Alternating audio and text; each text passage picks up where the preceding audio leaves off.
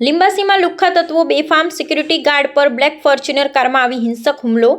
લિંબાસીથી વસ્તાણા road ઉપર આવેલી KG flex કંપનીના સિક્યુરિટી ગાર્ડ પર ટ્રાન્સપોર્ટેશન સાથે સંકળાયેલા 5 થી 6 શખ્સોએ હિંસક હુમલો કર્યો હોવાની ચોંકાવનારી ઘટના સામે આવી છે. માહિતી મુજબ કંપનીના મટીરીયલ લેવા આવેલા આઈસર ડ્રાઈવરને સિક્યુરિટી દ્વારા ચેકિંગ દરમિયાન દારૂની હાલતમાં હોવાને કારણે બહાર રોકવામાં આવ્યો હતો.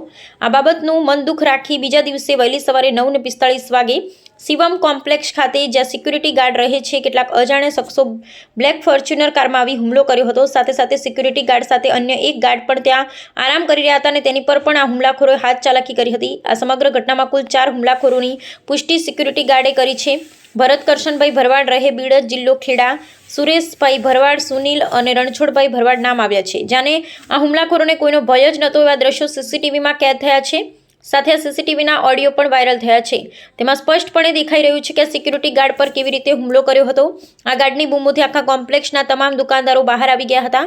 હુમલામાં સિક્યુરિટી ગાર્ડને ઈજા પહોંચતા 108 મારફતે તેમને ચરોતર હોસ્પિટલ ખેડા ખાતે સારવાર માટે ખસેડાયા છે. સમગ્ર ઘટનાને લઈ લિંબાસી પોલીસ સ્ટેશન દ્વારા ગુનાની નોંધ લઈ આરોપીઓને ઝડપી પાડવા તપાસના ચક્રો ગતિમાન કરવામાં આવ્યા છે.